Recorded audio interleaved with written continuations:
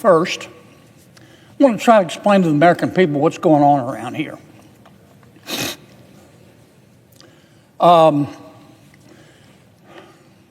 Some people are going to try to tell you, American people, that what we're engaged in is a rational discussion of how to use scarce taxpayer dollars to fund the Department of Homeland Security. Now, that's not true. Wish it were. The Department of Homeland Security is about to shut down. We don't know how to get it back open. What does that mean? It means ICE will be shut down. We've got some ideas about how to keep it operating. They have enough money. It means TSA will be shut down. They're not going to be paid. That'll impact airport travel. Coast Guard be shut down. FEMA, God help us if we have a natural disaster, it'll be shut down.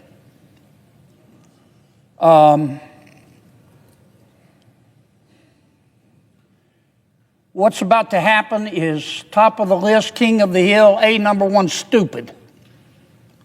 Tonight on Behind the Podium, the debate wasn't just about a budget bill. It was about borders, power, and who gets blamed if the lights go out at the United States Department of Homeland Security. On the Senate floor, John Kennedy delivered a fiery warning. America is heading toward a shutdown that could impact agencies like Transportation Security Administration, Federal Emergency Management Agency, and U.S. Immigration and Customs Enforcement. But according to Kennedy, this isn't about routine spending negotiations. He says it's about immigration enforcement and a political standoff that could ripple across airports, disaster response, and border security. Is this a principled fight over the rule of law, or another high-stakes game of Washington brinkmanship? Let's break down what was said and what it really means. Senator from Louisiana. Mr. President, I ask for an additional 15 minutes to make my remarks. Without objection. Thank you, Mr. President. Mr. President, I'm going to spend a few minutes talking about a couple of different topics. First, I want to try to explain to the American people what's going on around here.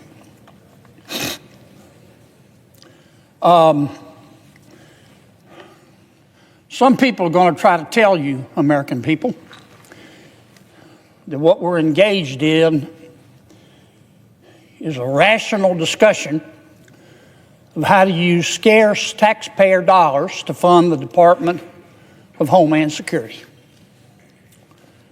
Now, that's not true. Wish it were.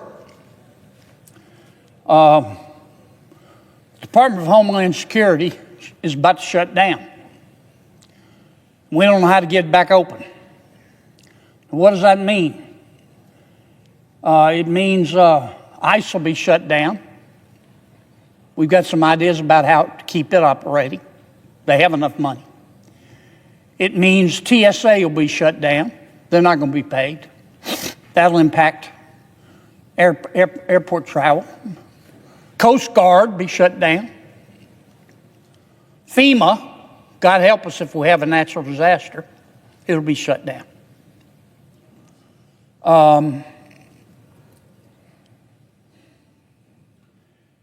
What's about to happen is top of the list, king of the hill, number one, stupid. And it's happening just not because of policy. It's happening because of raw gut politics. If you could see what I see, your gag reflex would be permanently triggered. Here's what's going on. The Karen wing of the Democratic Party is in control of the Democratic Party. And the Karen wing of the Democratic Party, not all Democrats, but there's clearly a Karen wing. Sometimes I call them the loon wing. They have gone to the Minority Leader Jeffries and my friend Senator Schumer and said, don't you vote for that Homeland Security bill. Why? Because the Karen wing of the Democratic Party wants to defund ICE. Now, we've seen this vampire movie before. The Karen wing of the Democratic Party also wanted us to defund the police. How'd that work out for us? The criminals are still laughing. Now they want to defund ICE. And Senator Schumer and Minority Leader Jeffries, two good men, they've made a bunch of unreasonable demands that no person with a brain above a single-cell organism would vote for. It would put handcuffs on ICE. That's just a fact. And they know that. I'm not going to vote for them. I'm sure not going to vote for them with a gun to my head. Now, but I'll tell you the reality. We could go to Senator Schumer and the minority leader in the House and say, okay, we accept every one of your conditions. The Democrats still are not going to vote to keep DHS open. I mean, I don't blame Senator Schumer for trying, but he's kind of wandering around here like one of those Roombas. He looks like a man who's lost his luggage at the airport. I mean, he's making these demands, and if we accepted them, we're not, but if we did, he couldn't deliver the votes. Because nobody on my side of the aisle wants to defund ICE. And that's what this is all about. And some of my colleagues are trying to pretty it up. Lots of play acting. They might be late, a little late for getting their name in for the Academy Awards, but maybe next year. They're trying to muddy the water, make it look deep. Like we're having this discussion about efficiencies at the Department of Homeland Security. Nope, very simple. The Karen wing of the Democratic Party has told every single Democrat, if you don't vote to shut down DHS, if you do vote to fund ICE, we will punish you politically the rest of your natural lives. That's why we're about to have a shutdown. Now, this stuff isn't complicated. Here's what I think most Americans believe. Illegal immigration, Mr. President, is illegal. Duh. If none of us are above the law, I believe that. I bet you believe that. If no one is above the law, how come people in our country illegally are above the law? Immigration statutes are not some second-tier laws that you can violate without consequence. It's the law. If you don't like it, change it. I believe in enforcing our immigration laws. Now, how you enforce them matters. By God, you better believe it matters. Those laws have got to be enforced in conformity with equal protection and with due process and in accordance with standards set forth by the United States Supreme Court. I think it was 1968 in a very famous case called Terry v. Ohio. Cop can't stop you unless that cop has reasonable suspicion, not probable cause, reasonable suspicion to believe that you have committed, are committing, or is about to commit a crime. It's not subjective. It's an objective standard. And our cops, including but not limited to our ICE officers, have to follow it. Now, you can protest. That's fine. That's your right to protest.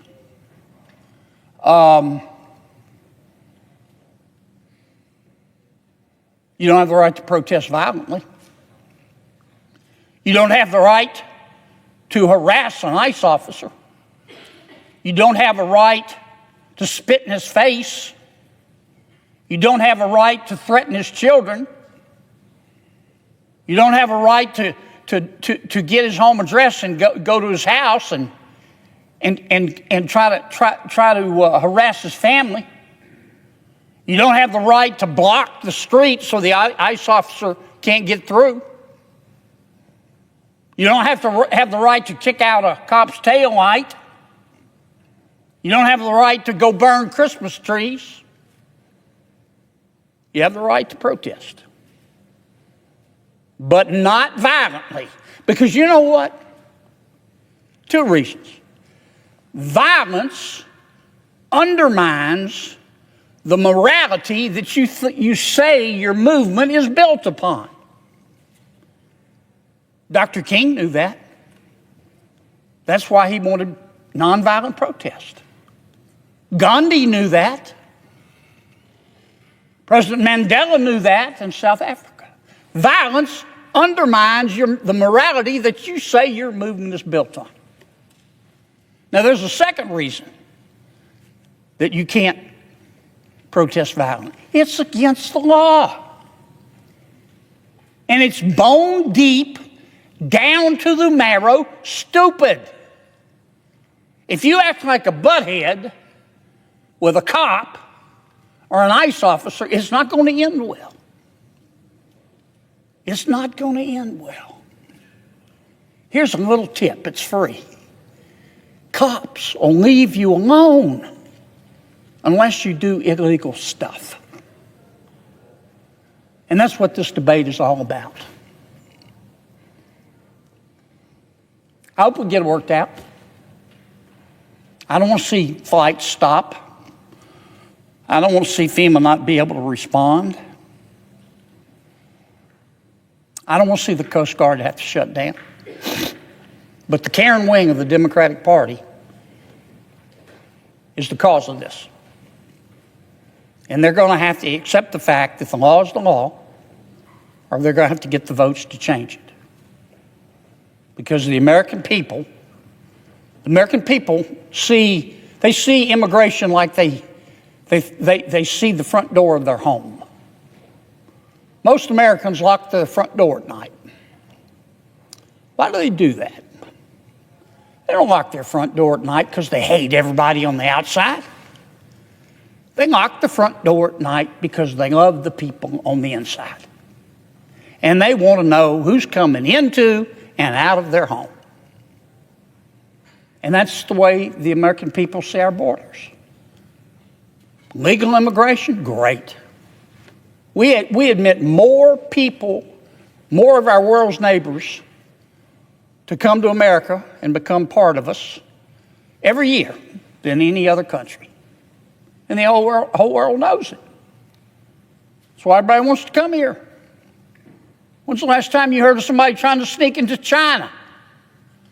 I want to come here. It's called legal immigration. But you can't jump the line. You got to fill out the forms and be properly vetted. You can't just come in. Now, President Biden didn't follow the law. That's why we're in this mess today. We don't know how many people he let in. I'm not saying they were all bad people. I don't know them. That's the point. We don't know who they are. I don't even know the number. Anywhere from 8 million to 15 million. Some of them were bad people. But we don't have the slightest idea who they are. And we don't know where they are. And that's why we have the rule of law. And that's why we have ICE. And that's what's going on. Senator John Kennedy argues that the funding fight over the United States Department of Homeland Security isn't about efficiency or budgeting. It's about immigration enforcement.